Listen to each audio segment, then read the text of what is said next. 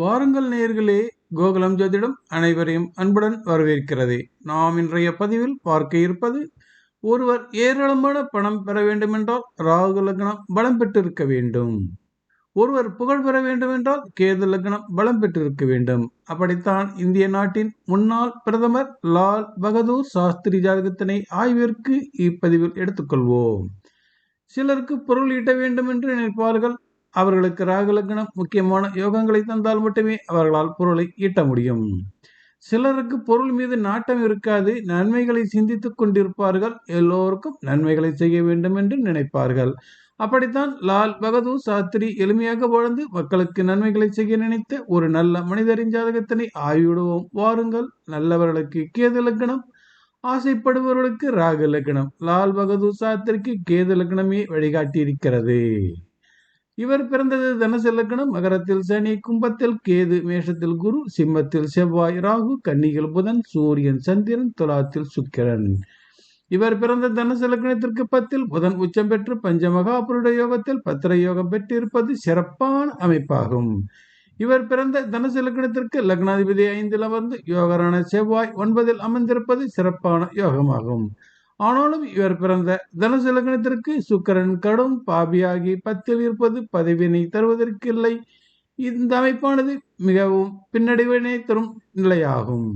ஆனாலும் பாருங்கள், இவர் ரொம்ப நல்லவருங்க. கேது லக்னம் தரும் யோகங்களை இப்பொழுது பார்க்கலாம். வாருங்கள். இவருக்கு கை கொடுத்த கேது லக்னம். இவருடைய கேது லக்னமான கும்பத்திற்கு யோகரான சுக்கிரன் 9 ஆட்சி பலம் பெற்று பஞ்சமகாபுருட யோகத்தில் மாளவிய யோகம் பெற்றிருப்பது சிறப்பான அமைப்பாகும். ஆனாலும் பாருங்க, இவருக்கு கேது லக்னமே இவருடைய ஆயுளையும் தீர்மானித்திருக்கிறது. கேது லக்னத்திற்கு 8 அமர்ந்த புதன் இவருடைய இறப்பினை உறுதி செய்தது.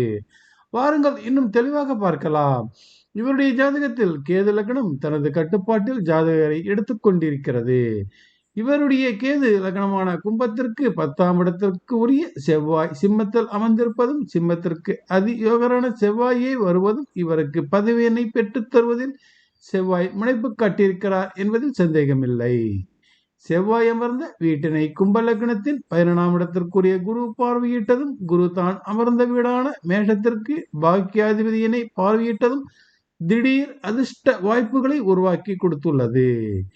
இவருடைய கேது லக்னமான கும்பத்திற்கு யோகரான சுக்கிரன் 9 மாளவிய யோகம் பெற்றிருப்பதால் திடீர் வாய்ப்புகளை சுக்கிரன் உருவாக்கி கொடுத்திருக்கிறார். இவருடைய கேது லக்னமான கும்பத்திற்கு புதன் 8 ஆயுள் ஸ்தானத்தில் அமர்ந்திருப்பது நல்ல அமைப்பல்ல. அது மட்டுமல்லாது இவருடைய கேது லக்னமான கும்பத்திற்கு சனி லக்னாதிபதியாகி லக்னத்திற்கு வரிய பாவம் ஏறி ஆயுள் ஸ்தானத்திற்கு 5 அமர்ந்து வலுப்பெற்றதும் இவருக்கு திடீர் ஆயுள் பின்னடைவினை தருவதற்கு காரணமாக அமைந்துவிட்டது. அப்படித்தான் இவருக்கு புதன் திசை தொடங்கியதும் புதன் ஆயுள் ஸ்தானத்தில் இருப்பதால் திசா லக்ன கட்டுப்பாட்டினை புதன் எடுத்துக்கொண்டது. புதன் அமர்ந்த வீடான கன்னி லக்னமே திசா லக்னமாகிறது. இப்பொழுது பாருங்கள், கன்னி லக்னத்தின் ஆயுள் பாகமான 8ஆம் இடத்ததிபதியான செவ்வாய் கடும் பாவியாகி ஆயுள் தான அதிபதியாகி கன்னி லக்னத்திற்கு, அதாவது திசா லக்னத்திற்கு விரயம் ஏறி அமர்ந்ததால் ஆயுள் விரயமானது தவிர்க்க முடியாததாகிவிட்டது. திசா லக்னமாவது ராகு லக்னத்திற்கு மாரக இடமாக அமர்ந்தது பின்னடைவாகும். லக்னத்திற்கு மாரகத்தில் கேது லக்னாதிபதியான சனி அமர்ந்ததும் பின்னடைவாகும். இவருக்கு ஆயுள் கிரக கூட்டணி அமைப்பினை பாருங்கள். இப்பொழுது தசாலக்கணமாக கன்னிக்கு மாரகஸ்தானத்தில் சுக்கிரன், தசாலக்கணமான கன்னிக்கு ஆயுள் ஸ்தானாதிபதி செவ்வாய் சுக்கிரனுக்கு பாதகத்தில், தசாலக்கணமான கன்னிக்கு மாரக இடமானது கேது லக்னத்திற்கு பாதக இடமாகிறது. தசாலக்கணமான கன்னிக்கு மாரகத்தில் அமர்ந்த சுக்கிரன் வீடான ரிஷபத்திற்கு பாதகத்தில் ஆயுள் காரகன் சனி அமைந்திருப்பது. இவருடைய ஜாதகத்தில் ஆயுள் பாவமானது இப்படித்தான் ஒரு வலையினை பின்னி இவரை சிக்க வைத்து விட்டது. சரி, வாருங்கள், இவருடைய ஜாதக யோகங்களை பார்ப்போம்.